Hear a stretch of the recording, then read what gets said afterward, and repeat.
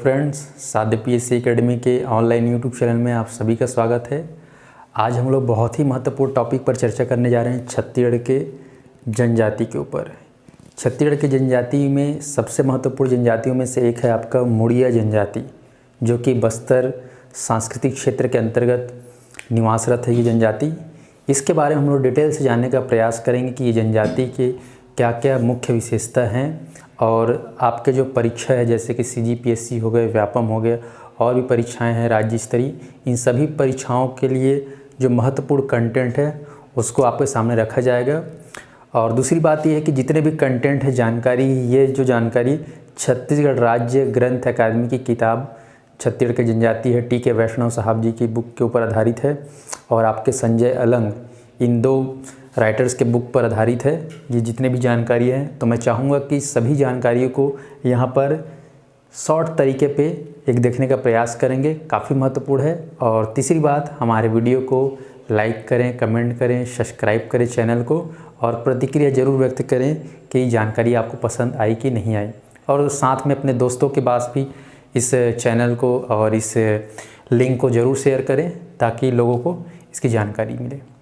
चलिए शुरुआत करते हैं छत्तीसगढ़ में मुड़िया जनजाति के ऊपर। तो जैसे ही हम बात करते हैं मुड़िया जनजाति, तो आपके दिमाग में जो है ध्यान रखना कि ये मुड़िया जनजाति कहाँ पर ये लोग निवासरत हैं। तो बस्तर संभाग में आपको मालूम होगा, मैप दिखना चाहिए छत्तीसगढ़ का मैप। तो छत्तीसगढ़ का जो मैप है उसमें दक्षिण क्षेत्र में है ना, बस्तर संभाग में 7 जिले हैं। तो इन 7 जिलों में से नारायणपुर, कोंडागांव, बस्तर, ये 3 जिले हैं जहाँ पर मुड़िया लोग का डेंसिटी में, घनत्व में कहना चाहिए, एक कहना चाहिए जनसंख्या निवासरत है। तो यहाँ पर जो है मुड़िया जनजाति अगर बात करें तो मैप में अगर ट्रेस करोगे तो अबूझ माड़िया जो कि अपना नारायणपुर में, और दंडामी माड़िया दंतेवाड़ा क्षेत्र में, इन दोनों के बीच में पाई जाती है ना, दोनों के बीच में है ये, इसका कहना चाहिए निवास क्षेत्र।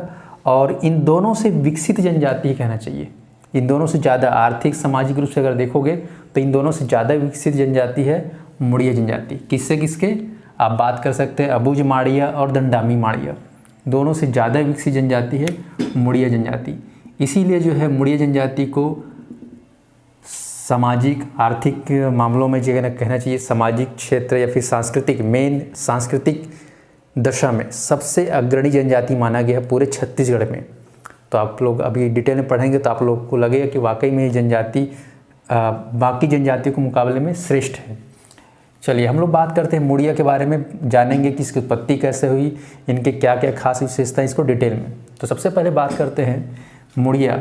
यहाँ पर देखिए संकेंद्रण, अर्थात ये लोग कहाँ पर निवासरत हैं, कहाँ पर ज़्यादा रहते हैं। तो छत्तीसगढ़ के बस्तर संभाग में नारायणपुर का जो पश्चिमी क्षेत्र है, ठीक है, जगह के अभाव में मैप नहीं बनाया गया है, आप लोग को मैप से ट्रेस करना है। नारायणपुर के पश्चिमी क्षेत्र में, साथ ही साथ कोंडागांव, जगदलपुर, बस्तर जिला में ये इनका क्षेत्र है। फिर बात आती है आपका जो मुड़िया शब्द है, ये जो मुड़िया है, ये इसकी जो उत्पत्ति ये मूढ़ शब्द से हुई, मूढ़ या फिर मूर शब्द, ठीक है, मूढ़ या फिर मूर, इंग्लिश में मूर बोलेंगे, हिंदी में मूढ़। अब ये जो व्युत्पत्ति और उत्पत्ति मतलब डायरेक्ट किसी भी चीज़ का एक बार में उत्पन्न हो जाना, और व्युत्पत्ति मतलब उससे सेकंड बार में। जैसे कि एक बीज है आम का बीज, आम के बीज को जगह डायरेक्ट आम निकलता है ना, मतलब पेड़ बनेगा, पौधा से पेड़ बनेगा, फिर आम गिरेगा। लेकिन क्या उससे फ्रूटी जो पीते हैं वो जल्दी बनता है? नहीं बनता। आम को तोड़ेगा, फिर उसके बाद क्या बनता है, आम से डेरिवेट होके फ्रूटी। तो बोल सकते हो जो फ्रूटी है पीते जो है हम लोग कोल्ड ड्रिंक के रूप में, वो आम के बीज की व्युत्पत्ति है, या फिर आम से उसकी व्युत्पत्ति हुई है, ऐसा। तो यहाँ पर आप कह सकते हो कि मुड़िया जो शब्द है ये व्युत्पत्ति किससे हुई है, मूढ़ शब्द से। और मूढ़ या फिर मूढ़ शब्द का अर्थ होता है मूल, और मूल का अर्थ होता है आरंभ। तो आरंभ में जो बसे यहाँ पर क्षेत्र में उसको कहा गया आदिम। आ मतलब है ना, आदि मतलब प्रारंभ, और मत मतलब मानव।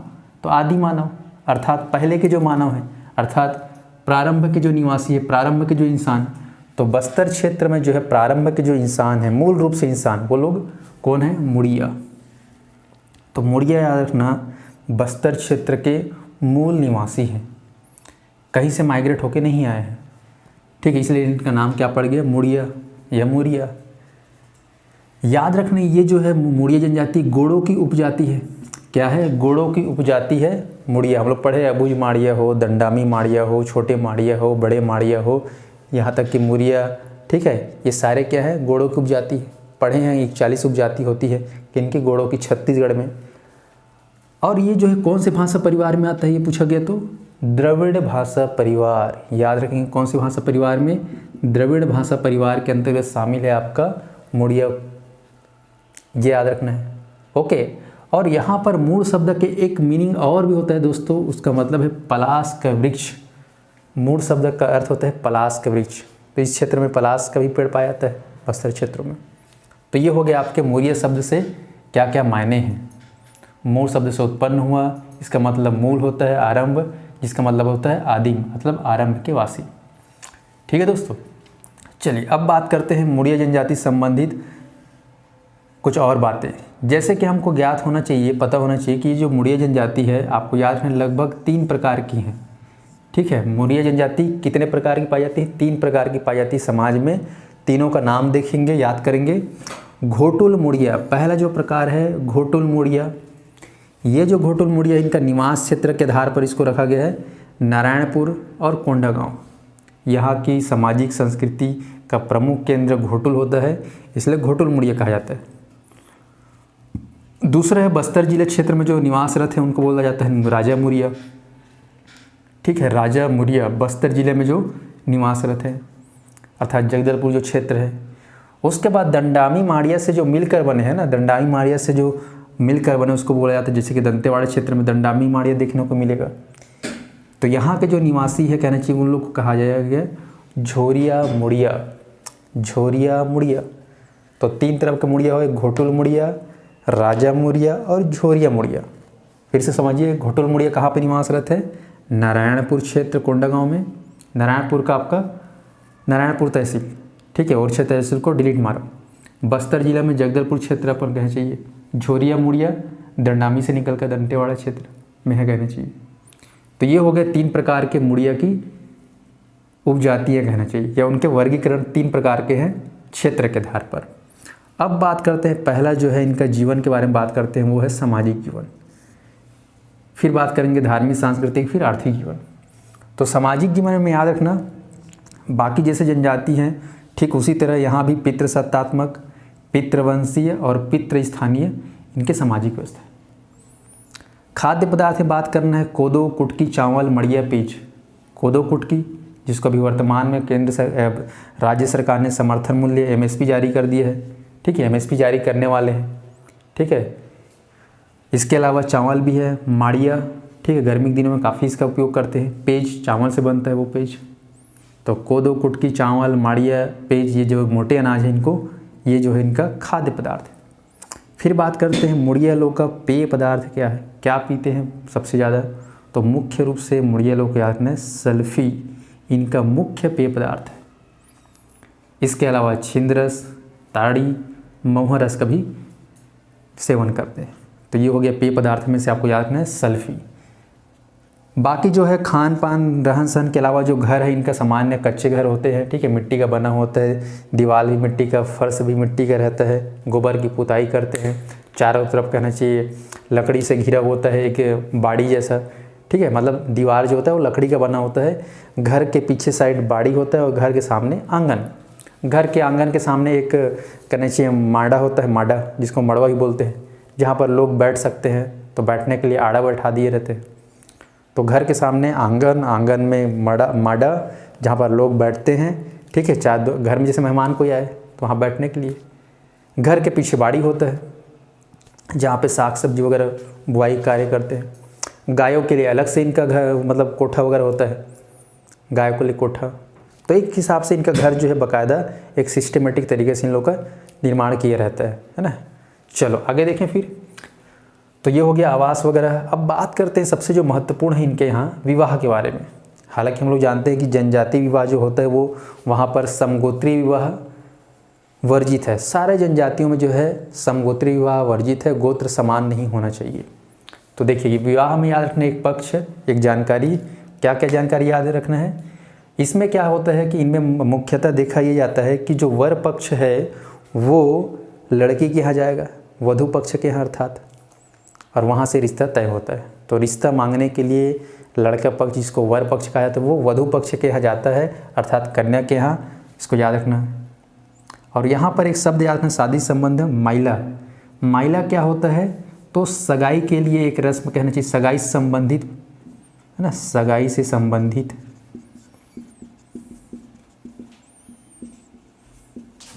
है ना एक रस्म है, ठीक है, जिससे कहना चाहिए आगे विवाह पक्की हो जाती है। विवाह के दौरान आपको याद रखना सुख, सुख एक शब्द है, याद रखना, इसका मतलब होता है वधू मूल्य, वधू मूल्य। और ये वधू मूल्य कौन अदा करता है? वर पक्ष वाले, ठीक है, वर पक्ष इसको अदा करेगा, ठीक है, जिसके एवज में अनाज में है ना दाल चावल कोदो कुटकी जो भी है, कपड़े वगैरह, ठीक है, ये सारा चीज़, शराब वगैरह, ये सारा चीज़ भेंट करते हैं लड़की वालों को, लड़के लोग। इसको याद रखना। फिर याद रखना मुख्य विवाह। इनका मुड़िया लोग का मुख्य विवाह क्या है? भगेली विवाह, ठीक है, भगेली विवाह, जिसमें क्या होता है? प्रेम और पलायन दोनों का कहना चाहिए कॉम्बिनेशन वाला विवाह है भगेली विवाह। अर्थात भगेली विवाह के हिसाब से प्रेम विवाह भी कह सकते हो और पलायन, है ना, प्रेम करते हैं, प्रेम संबंध स्थापित होने के बाद लोग भाग कर शादी करते हैं, इसलिए नाम पड़ गया क्या? भगेली विवाह।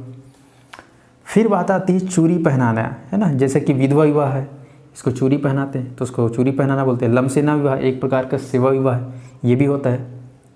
तो ये सारे विवाह जो है आपके मुड़िया जनजाति में भी देखने को मिलेंगे।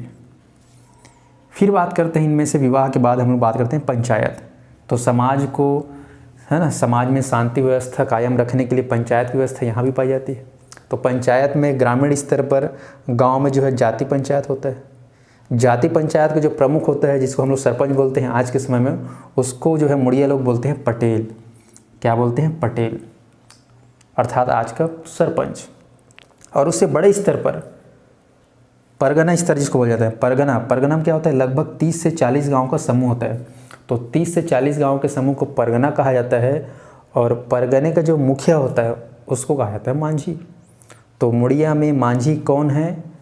परगने का प्रमुख। और परगने में कितने गांव आते हैं? लगभग 30 से 40 गांव। वहीं जाति पंचायत क्या है? एक समाज का पंचायत है, एक गांव का पंचायत है, जिसका प्रमुख कौन होता है? पटेल। इसको याद रखना है। तो ये होगी जानकारी। चलिए अब बात करते हैं धार्मिक एवं सांस्कृतिक जीवन। तो धार्मिक और सांस्कृतिक जीवन की बात आती है मुड़िया लोगों की, तो ये जो है वेरी वेरी इंपॉर्टेंट, यहाँ से प्रश्न सबसे ज़्यादा सवाल उठकर आते हैं। क्यों आते हैं? क्योंकि जनजातियों में मुड़िया जनजाति एक ऐसी जनजाति है जिनकी सांस्कृतिक विरासत और कहना चाहिए धार्मिक विरासत सब जनजातियों की तुलनात्मक रूप से देखा जाए तो ज़्यादा है। कई सारे पर्व त्यौहार नृत्य गीत संगीत ये लोग करते हैं। इस वजह से जो है इसको सांस्कृतिक रूप से संपन्न, सांस्कृतिक रूप से धार्मिक रूप से संपन्न जनजाति माना गया है किसको? मुड़िया जनजाति को। तो मुड़ी टॉप पे है। तो धर्म के रूप में, सांस्कृतिक रूप में, अर्थात सांस्कृतिक जीवन इनका क्या है? बहुत ही संपन्न है। चलिए देखते हैं कैसे संपन्न है। तो सबसे पहले देवी देवताओं को याद कर लेते हैं। जैसे कि मुड़िया जनजाति में प्रमुख देवी दंतेश्वरी देवी है, मावली माता है, परदेशिन माता है, इंगला देवी है ना। तो और ऐसे भी 3-4 देवियाँ और भी हैं। तो याद रखना प्रमुख देवी में दंतेश्वरी माता, मावली माता, परदेशिन, इंगला देवी, ठीक है, गोड़ीन देवी भी है। तो ऐसे बहुत सारे देवियाँ हैं जिनके धर्म में मानते हैं। तो आप लोग याद रख लेना, सुने रहना, दंतेश्वरी, मावली माता, परदेशिन और इंगला और गोड़ीन माता। अब बात करते हैं देवता का। तो देवता में आपको याद रखना लिंगोपेन देवता, ये जो देवता है घोटुल का देवता कहलाता है। घोटुल का प्रमुख देवता लिंगोपेन देवता, ठीक है दोस्तों, जो कि पत्थर से बना होता है या फिर धातु से बना होता है। उसके बाद प्रमुख देवता है मड़ई मेला यात्रा पहुँचाने का।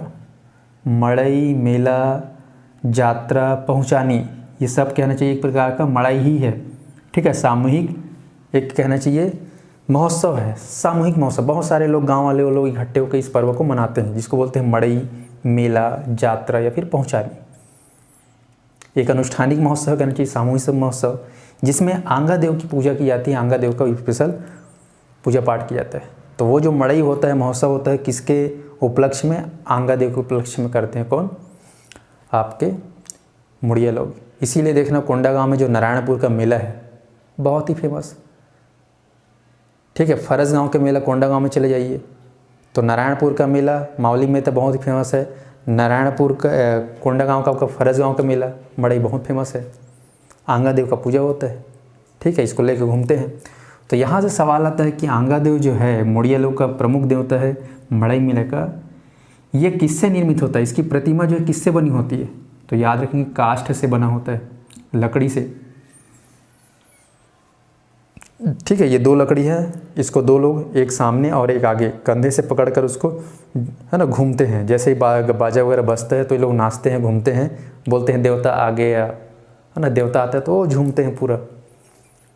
तो इस तरीके से लोग बहुत ही मज़ेदार तरीके से इसका कहना चाहिए संपादन करते हैं। ठीक है, तो पूछा जाए कि आंगा देव किससे बनता है, इसका प्रतिमा लकड़ी से। ठीक है, मड़ई मेला का प्रमुख देवता। इसके अलावा अनुष्ठानिक देव, है ना। अच्छा, ये भी याद रखना कि आंगा देव का एक और नाम है पट देव, है ना। आंगा देव का एक और दूसरा नाम क्या है? पट देव या पट देवता, है ना। तो पट देवता किसको बोलते हैं? आंगा देव को। आंगा को भारी रहता है ना, पटक दिए तो गड़बड़ हो जाएगा, तो पटकना नहीं है। तो पट से याद रखना, पट देव किसको बोलते हैं? आंगा देव।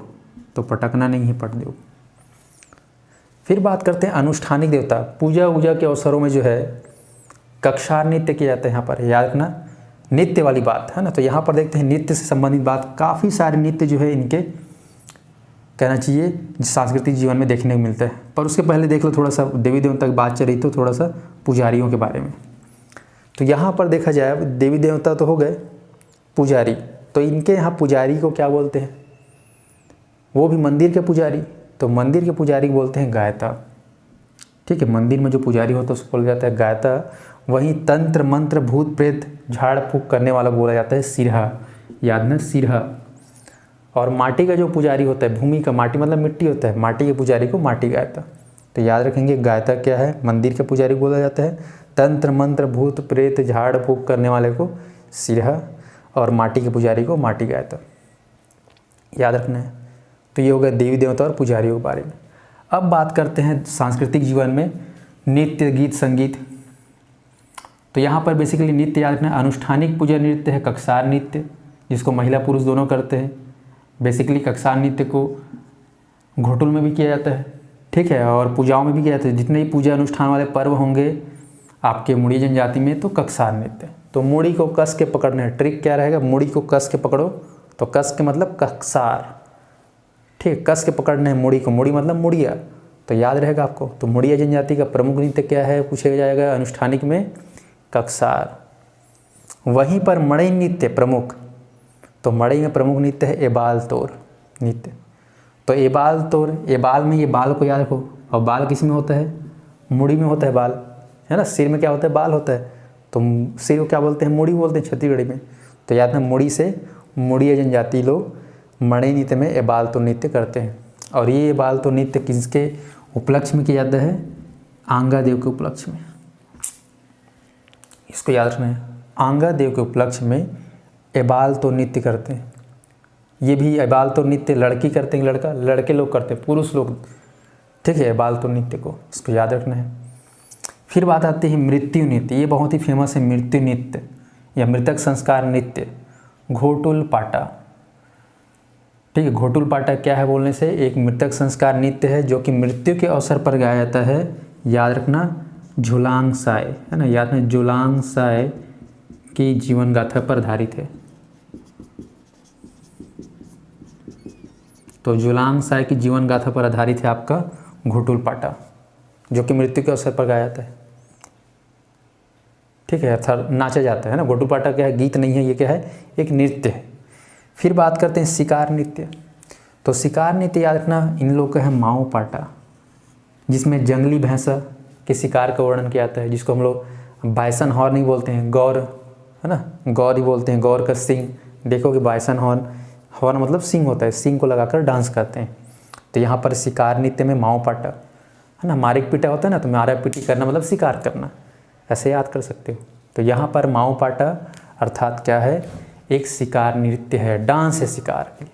इसमें जो है जंगली भैंसा को कैसे पकड़ते हैं जंगल में जाकर, ये सारे चीज़ का वर्णन करते हुए लोग डांस करते हैं।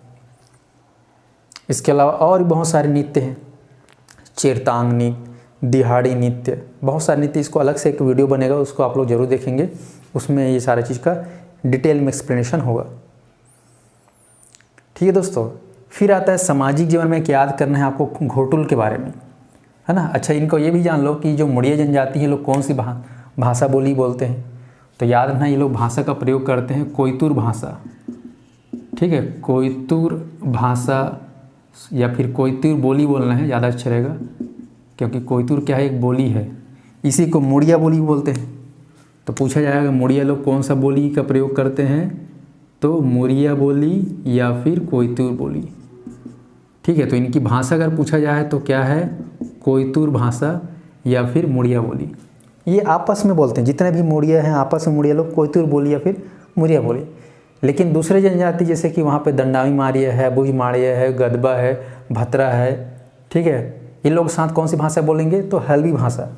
ठीक है, तो हल्बी भाषा का याद रखना, ये लोग प्रयोग विभिन्न या फिर अन्य जनजातियों के साथ, अन्य जनजातियों के साथ, आप लोग लिख लेना इसको, अन्य जनजातियों के साथ जो है हल्बी भाषा का प्रयोग करते हैं। लेकिन आपस में जो है किस भाषा का प्रयोग करते हैं, कोयतुर बोली या फिर मुड़िया बोली।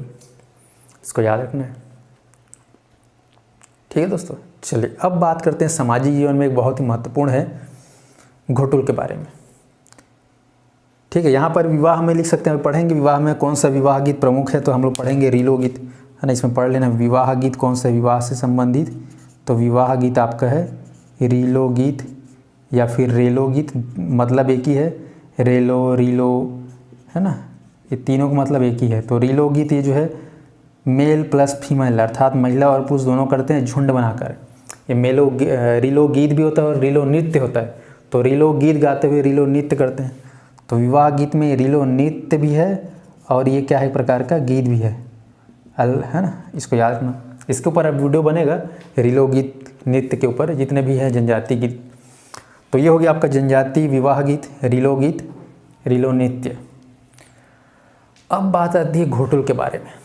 बहुत ही बृहद टॉपिक है और बहुत ही मज़ेदार टॉपिक है घोटुल। देखिए घोटुल के बारे में, तो घोटुल क्या है, एक प्रकार का याद रखना मुड़िया या मुड़िया का युवा गिरी कहलाता है घोटुल। ये घोटुल शब्द से बना है, घोटुल से याद रखना, इसका मतलब होता है गोंगा स्थल, है ना, गोंगा स्थल होता है इसका मतलब, याद रखेंगे। और बेसिकली ये जो है शिक्षा का केंद्र होता है घोटुल, जिसमें सामाजिक, धार्मिक, सांस्कृतिक और विवाह संबंधी शिक्षाओं को दिया जाता है। ठीक है, अब ये जो घोटुल है गांव में जो है पारा से एक अलग एकांत जगह में, जैसे गांव में स्कूल देखे होगे, शहरों में स्कूल थोड़ा एकांत जगह में होता है क्योंकि वो शिक्षा का केंद्र है, एकांत चाहिए। तो वैसे ही घोटुल भी जो है गाँव से थोड़ी कुछ दूरी पर होता है घोटुल। कच्चा मकान रहता है, चारों तरफ से लकड़ी का दिया हुआ है ना, घेराव रहता है। ठीक है, अंदर में रूम रहता है, यहाँ अंदर में कहना चाहिए आपके जितने भी वाद्य यंत्र वगैरह है ना, साजो सामान के सामान, वाद्य यंत्र, ठीक है, ये सारा चीज़ इसके अंदर होता है। और यहीं पर घोटुल को आपको याद रखना कि घोटुल व्यवस्था कैसे आई। तो कहा जाता है कि घोटुल के बारे में, घोटुल के जो जन्मदाता है वो है लिंगोपेन। घोटुल के जन्मदाता कौन है, लिंगोपेन। मतलब बस्तर क्षेत्र में सबसे पहले घोटुल की व्यवस्था का इजाद या प्रारंभ या आरंभकर्ता या जनक कौन है बोलने से, लिंगोपेन। इसीलिए इनको घोटुल का प्रमुख देवता कहा जाता है। घोटुल क्या कहा जाता है, प्रमुख देवता, इसको याद रखना है। घोटुल की आपका जो लिंगोपेन देव है, ये इनकी एक बहुत ज़बरदस्त कहानी है। एक आध दिन हो सकता है आपको एक वीडियो बना के हमारे चैनल में डालूंगा। लिंगोपेन की कहानी बहुत ही फेमस कहानी है। ठीक है, बस्तर क्षेत्र में इनके कहानी को लगभग हर कोई सुने रहते हैं, जाने रहते हैं। ठीक है दोस्तों, तो उसको बाद में पढ़ेंगे। चलिए बात करते हैं लिंगोपेन कौन है। याद रखना घोटुल के प्रमुख देवता और घोटुल के जन्मदाता। पात्रता क्या है घोटुल में, तो पात्रता याद रखना 7 से 13 वर्ष के बच्चे यहाँ पे शामिल हो सकते हैं, यहाँ पे एडमिशन ले सकते हैं, है ना। कम से कम आपका 7 से 13 वर्ष होना ही चाहिए। ठीक है, लड़का और लड़की दोनों यहाँ पे जा सकते हैं शिक्षा ग्रहण करने के लिए। कब तक रह सकते हैं, जब तक आपकी शादी नहीं होगी तब तक इस घोटुल में आप लोग आ जा सकते हैं। शादी होने के बाद घोटुल में आप नहीं जा सकते। मतलब वैवाहिक जीवन वाला जो आदमी है, वैवाहिक पुरुष या स्त्री है ना, विवाहित वाला, वो यहाँ पे रात को नहीं जा सकता। तो यहाँ पर घोटुल में जाना है, शाम को जाते हैं लड़के लड़कियाँ, और वहाँ पर जो है शिक्षा संबंधी, सामाजिक, आर्थिक, ठीक है, सांस्कृतिक जीवन संबंधी शिक्षाओं को अर्जित करते हैं। ठीक है, इसको चलाने वाले भी पढ़ेंगे। ये सब शाम को होता है ज़्यादातर। तो वहाँ पर लोकगीत, लोक नृत्य, लोक वाद्य यंत्र, लोक कथा, लोक शिक्षा, ये सारा चीज़ का क्रियाकलाप वगैरह एक्टिविटीज़ यहाँ पे होता है। और फिर यहाँ पर रात रुकते हैं लोग, फिर सवेरे फिर आ जाते हैं। तो यहाँ पर घोटुल कहना चाहिए एक हिसाब से बहुत ही बड़ा शिक्षा का केंद्र, ठीक है, माना जाता है। और याद रखना, इसमें घोटुल के अंदर जो है ये लिंगोपेन महाराज यहीं पे अंदर में होता है कहना चाहिए, ठीक है, आंगन में कहना चाहिए। और इन्हीं से संबंधित यहाँ पर नृत्य होता है। तो घोटुल में लिंगोपेन को प्रसन्न करने के लिए जो है याद रखना कक्सार नृत्य किया जाता है, क्योंकि लिंगोपेन भगवान है, मतलब अनुष्ठानिक नृत्य चलेगा। तो अनुष्ठानिक नृत्य कौन सा है? कक्सार नृत्य। बाकी घोटुल के अंदर युवक युवती लोग कौन सा नृत्य करते हैं फेमस? घोटुल का प्रमुख नृत्य क्या है? मांद्री नृत्य। और लिंगोपेन को प्रसन्न करने के लिए प्रमुख नृत्य कक्सार। और ये याद रखना कि घोटुल के अंदर मनोरंजन के रूप में कौन सा नृत्य करते हैं? हुल्की पाटा। हुल्की पाटा क्या है बोलने से? एक मनोरंजक नृत्य है, हल्का होने के लिए, हल्का हुआ, माइंड हल्का हो गया, बढ़िया, तो मनोरंजक नृत्य। और घोटुल का प्रमुख नृत्य क्या है? मांद्री, मांदर, मांदर मतलब होता है बाजा, मांद्री मतलब ही बाजा होता है, वाद्य यंत्र। तो यहाँ पर मांद्री के माध्यम से, ठीक है, वाद्य यंत्रों का प्रयोग करते हुए सामूहिक डांस करते हैं महिला पुरुष दोनों, अर्थात यहाँ तो महिला पुरुष मतलब लड़के लड़के दोनों। इसी को मरम पाटा भी कहा जाता है। क्या है मरम पाटा? तो एम फॉर मांद्री और एम फॉर मरम पाटा। तो मांद्री नृत्य को मरम पाटा के नाम से भी जाना जाता है। अब यहाँ पर जो घोटुल है इसको संचालन कौन करता है, ये प्रश्न आता है। तो याद रखना, घोटुल का संचालन करता कौन है? महिला वर्ग में प्रमुख जो नेतृत्व है उसको बेलोसा कहा जाता है, बेलोसा बाई। और जिसके शिष्य लोग कहा जाता है मोटियारी या फिर मोटियारी। छोटे छोटे गर्ल्स 7 से 13 साल या फिर जब तक शादी नहीं होती तब तक शिष्य। तो यहाँ पर एक प्रत्यक्त महिला है या विधवा महिला है, ठीक है, उनको बनाया जाता है बेलोसा, जिसको महिला प्रमुख कहा जाता है। आप लोग देखोगे हॉस्टल जो होता है उसमें हॉस्टल वार्डन, उस टाइप का। तो ये हो गया बेलोसा बाई। फिर बात करते हैं पुरुष वर्ग प्रमुख। तो पुरुष वर्ग का प्रमुख का जो नेता होता है उसको कहते हैं सरदार। पर ये सरदार नहीं कहेंगे, सिरेदार, ठीक है, आपको याद ना, सिरेदार, सरदार शब्द से बना हुआ है सिरेदार, ठीक है। तो ये सिरेदार का मतलब क्या है? पुरुष वर्ग का प्रमुख, जो कि संभालेगा जितने भी लड़के हैं उन लोगों को। तो शिष्य होता है चेलिक, इनके जो शिष्य होते हैं उनको चेलिक कहा जाता है, इसको याद रखना। तो ये संस्था के अंदर पुरुषों में सिरेदार, महिलाओं में बेलोसा बाई संचालन कर रहे हैं, जिनके शिष्य कौन कौन है? चेलिक और मोटियारी। बाकी बाहरी सामाजिक रूप से इनको संरक्षण प्रदान कौन कर रहे, कौन संचालन कर रहे हैं? प्रमुख पदाधिकारी, जैसे कि तहसीलदार, पटेल, कोटवार। ये हो गया आपका, को ध्यान में रखना है। अब ये जो यहाँ पर देख रहे हो घोटुल में इतने सारे लड़के लड़की जाके पढ़ रहे हैं, सीख रहे हैं, ये लोग काफ़ी मदद करते हैं समाज के लोगों का। जैसे कि गांव में विवाह हुआ, मरनी काम हो गया, ठीक है, बड़े बड़े खेती किसानी काम हो गया, तो ये सारे एक भीड़, एक कहना चाहिए समूह उस घर में जाकर इस सारा चीज़ को संपन्न करते हैं, सहयोग करते हैं। किसी के यहाँ शादी है तो सबके सब चले जाते हैं वहाँ पर, हेल्प करते हैं समाज में।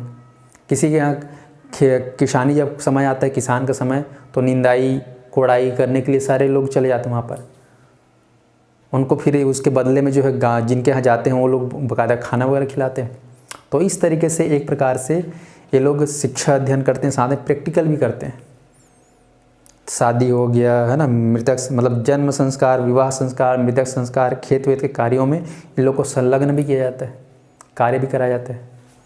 तो इस तरीके से घोटुल की व्यवस्था जो है बहुत ही बेहद ही कहना चाहिए एक व्यवस्थित कार्यक्रम है शिक्षा सामाजिक केंद्र का। अब ये सारा सामाजिक शिक्षा का जो रख रखाव व्यवस्था को देखकर एक आदमी बहुत ही ज़्यादा इम्प्रेस्ड हो गया, प्रभावित हुआ। कौन है वो आदमी प्रभावित होने वाला? तो याद रखेंगे वेरियर एल्विन। कौन है वेरियर एल्विन? तो याद रखना ये वेरियर एल्विन एक मानव शास्त्री बने हैं, है ना, मानव समाज के ऊपर एंथ्रोपोलॉजिकल कहना चाहिए, एक इसके ज्ञाता हैं। तो ये है बेसिकली याद रखना वेरियर एल्विन यूनाइटेड किंगडम के निवासी, अर्थात ब्रिटेन, अंग्रेज़ों का देश, वहाँ से आए थे। तो ये वेरियल एल्विन देखे कि भाई घोटुल की व्यवस्था इतनी अच्छी है, तो उन्होंने इसके ऊपर एक किताब लिखी। किताब का नाम आपको याद रखना है अच्छे से, मोडिया एंड देयर घोटुल।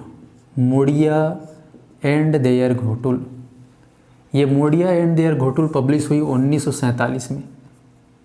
देश के आज़ादी के समय में जो है इनको कहना चाहिए प्रकाशित किया गया। मुड़िया एंड देयर घोटुल किसके ऊपर? घोटुल के ऊपर, इंग्लिश लैंग्वेज में। अब ये जो है वेरियल एल्विन के बारे में याद रखना कि ये जो है बेसिकली भारत में आए थे ईसाई धर्म के मिशनरी के रूप में, धर्मांतरण के नाम से।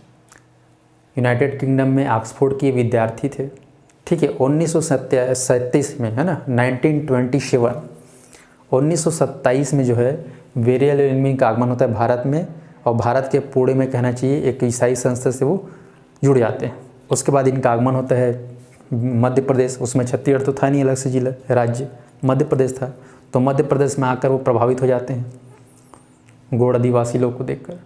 तो यहाँ पर वो खुद शादी कर लेते हैं यहाँ की महिला के साथ। डिंडौरी है, वहाँ की महिला से इनका विवाह होता है, 2 महिलाओं से इनका शादी होता है, और इनका पुत्र भी होता है अशोक नाम का। अशोक कैसे हुआ?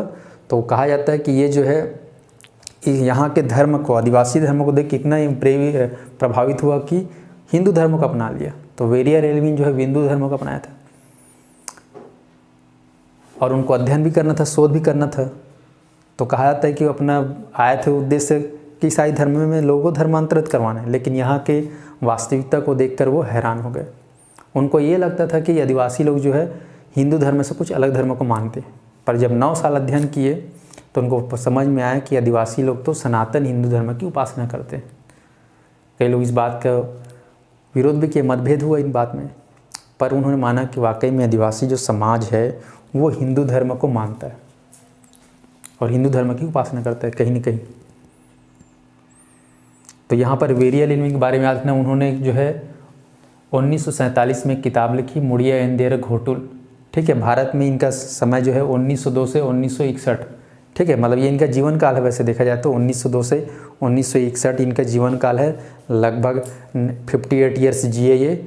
1927 में छत्तीसगढ़ आए थे, बस्तर क्षेत्र में, यहाँ रहकर अध्ययन किए, ठीक है। उन्होंने ईसाई धर्म को अपनाया। इन्होंने एक संस्था भी चलाया था, भूमि जन सेवा संस्थान ऐसा करके है, ठीक है, जिसके अंतर्गत धर्मांतरण को रोकने का विरोध किया इन्होंने।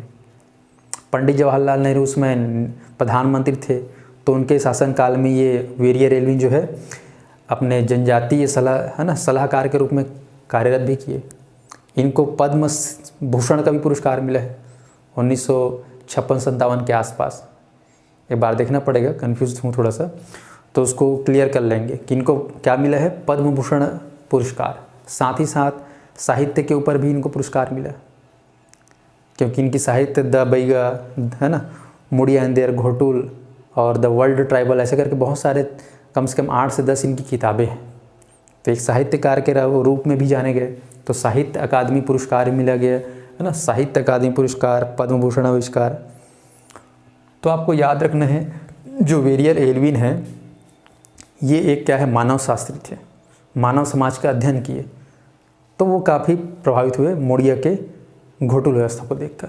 तो ये हो गया आपका घोटुल के बारे में, आप लोग समझ गए होंगे शायद, ठीक है। कोशिश करना कि सारे कंटेंट आपको धीरे धीरे याद हो जाए। चलिए, तो ये हो गया। बाकी बात करते हैं आर्थिक जीवन। तो आर्थिक जीवन में आपको याद रखना है कि इन लोग का कृषि है प्रमुख, है ना, जिसको बोलते हैं बेवार कृषि या फिर धारिया कृषि। बेवार या धारिया कृषि करते हैं कौन लोग? मुड़िया लोग, जो कि एक प्रकार का पहले स्थानांतरित कृषि था, अब वो जो है स्थायी कृषि में तब्दील हो गया, क्योंकि प्रतिबंधित हो गया झूम और स्थानांतरित कृषि, ठीक है। झूम को ही स्थानांतरित बोला जाता है। तो यहाँ पर धारिया कृषि करते हैं। बाकी दूसरा कार्य इन लोग का है वनोपज का संग्रह, हर्रा, आंवला, बेहड़ा, तेंदू वेंदू, अचार वार, सारा जितना भी जंगल से जो वनोपज होता है उसको संजोना, संग्रहण करना। और तीसरा है शिकार। तो हालांकि आजकल शिकार के ऊपर गवर्नमेंट ने प्रतिबंध लगा दिया है कि जंगली वन्य जीवों को शिकार नहीं करना है।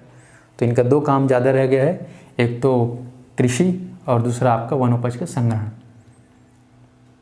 तो ये हो गया आपके मुड़िया जीवन संबंधित सामाजिक जीवन का अध्ययन, धार्मिक एवं सांस्कृतिक जीवन का और आर्थिक जीवन का। फिर आखिरी में बच जाता है विशेष। तो विशेष में क्या याद रखेंगे कि मुड़िया जनजाति का जो है सामाजिक स्तर, सांस्कृतिक स्तर, धार्मिक स्तर अबूझ माड़िया और नीचे दंडाई माड़िया से ज़्यादा विकसित है, और छत्तीसगढ़ में सबसे ज़्यादा विकसित या फिर संपन्न सांस्कृतिक जीवन मुड़िया जनजाति का है। इनके ऊपर लिखा गया किताब साहित्य कौन सा है? मुड़िया एंड देयर घोटुल, जिसको लिखने वाले कौन है, वेरियर एल्विन। तो ये था दोस्तों मुड़िया जनजाति के ऊपर एक जानकारी। उम्मीद करता हूँ कि ये जानकारी आप लोगों को पसंद में आई होगी। ठीक है, प्रतिक्रिया ज़रूर व्यक्त करें और अपने दोस्तों के पास ज़रूर शेयर करें। अगली वीडियो में फिर मिलेंगे नए टॉपिक के ऊपर। तब तक के लिए धन्यवाद। जय जोहार, जय छत्तीसगढ़।